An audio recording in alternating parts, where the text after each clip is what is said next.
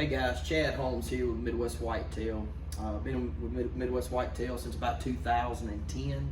The job that I have now with them is I basically handle all of our partnerships. And so anyway, enough of that. Just to kind of let you guys know, I wanted to share something today with you that I think is a very, very powerful and intriguing story in the Bible. And I think it's something that every person can relate to and every person can improve on. And outside of the story of Jesus and everything that Jesus done for you, I think this is really an example in Scripture that's at the top of my list when it comes to truly making a difference in all of our lives. And so with that being said, in Mark chapter 2, we find ourselves with four really close friends who have a fifth friend who is paralyzed, and they get wind that Jesus is coming to town. And they thought, man, what a great idea that we could load up our friend. Let's take him down to Jesus and see if Jesus can heal him and get him back on his feet to living, his best life. And so that's where we find ourselves in Mark chapter 2. And that's exactly what happened. They loaded their friend up. They went to the house where Jesus was at. There was so many people, the Bible tells us, at that house that they couldn't even get through the front door. So basically what they had to do, they had to go around the back side of the house, climb up the steps, get to the roof, cut a hole in the roof, lower their friends down. They was willing to interrupt the message of Jesus because they wanted a miracle. And so with that being said, there's several things that I think that we can learn from this passage of Scriptures that we can apply. And I think about hunting season particularly, and think about how when this time of the year, you're in your summer and you're preparing, getting ready for the fall season, and you start laying things out, running trail cameras, planting food plots, putting up tree stands, getting the game plan together, doing all of those things. And I think what we do there and how we do that, it can be also applied to our personal lives and our personal relationship with Jesus. So there's a couple things I want to point out to you today that I think can be found in Mark chapter 2. And the first one is this. If you look in verse 3, they had to make their minds up to be intentional. So the first thing is we've got to make our minds up that we're going to be intentional. They made their minds up that they were going to be intentional in making sure they got their friend to Jesus, no matter what it took, how much energy it would have taken, no matter what other things they had planned that particular day. They made their minds up they were going to be intentional, and that's exactly what they did. You and I, when we get ready to plant food plots, put cameras, we're intentionally on placing those things in a specific spot for a specific reason. And so I think that if we're going to get the most out of our relationship with Jesus, if we're going to get the most out of the things that we do in life, then we have to create a mindset that we're going to be intentional in every single thing that we do. The second thing that I think that we can be found in Scripture that we can apply and that these friends applied was number 2 is that they, in verse 4, you'll see that they created a mindset that they were going to refuse to lose. Regardless of how many people was at that front door, regardless of how tired they were and all of those things, they were not going to give up. They were not going to quit just because, okay, we can't get through the front door.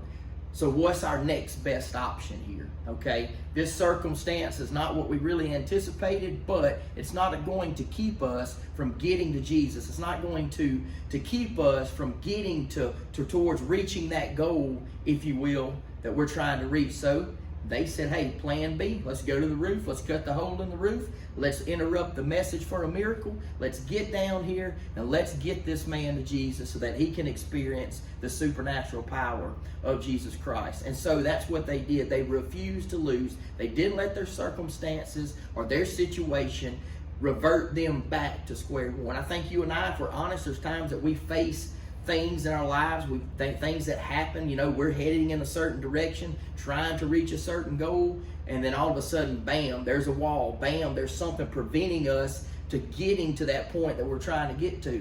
So we just revert back and just give up. But we've got to get to a point where we create the mindset that, you know what, I refuse to lose. I refuse to give up. And if that means I've got to climb up a few more steps, if that means I've got to cut a hole in the roof, if that means I've got to go to work a little harder to make sure that I get everything Jesus has in store for me, then that's what I'm going to do. Or if I'm going to get out of these goals that I have placed in front of me for me or my family or my kids or whatever the case may be, we've got to be willing to create the mindset that we're going to refuse to lose. So number one, we got to be intentional. Number two, we've got to refuse to lose. And then what you'll find out in verse 5 is that our decisions affect other people. What we do today doesn't just affect us, it affects those around us.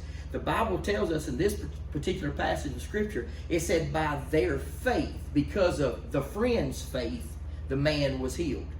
It wasn't anything the man done. It was because his friends were willing to be intentional, because they they refused to give up, they refused to lose. They created that mindset. Jesus said, because of their faith, you are made whole. So we've got to understand that our actions, every single thing that we do, not only affects us, but it affects others. Same way when it comes to the great outdoors. I think about, food plots. I think about putting up tree stands. But what about the future of the sport?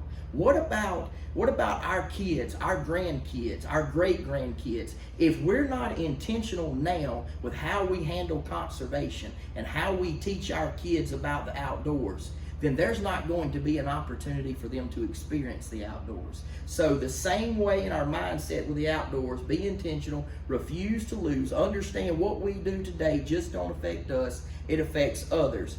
Same thing in our relationship with Jesus. Number one, be intentional about your relationship with the Lord. Number two, refuse to give up just because a little circumstance or something arises.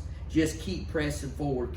Find another way. Go to plan B. Do whatever it takes to get to Jesus, to be able to experience everything that He has in store. Because what you do don't just affect you, it affects others. And then finally, I want to close this thing out with, regardless of what you do and how good and how hard and how intentional you are about working towards those things that Christ wants in your life and preparing your kids, grandkids, whatever, for the great outdoors, let me tell you something. You're always going to have haters in your life. And what you'll see in Mark chapter 2 is when Jesus began to heal this man, this paralytic, all of a sudden the religious people said, can't nobody forgive sins but God alone. And nobody can heal. And Jesus said, oh, wait just a minute. Wait just a minute here. The focus is all wrong. Instead of you being excited about this man being able to take up his mat, walk, and go live his best life, you're more worried about religious, traditional issues because it doesn't align with your motive. And basically Jesus said, just so you know, the Son of Man has all power and authority.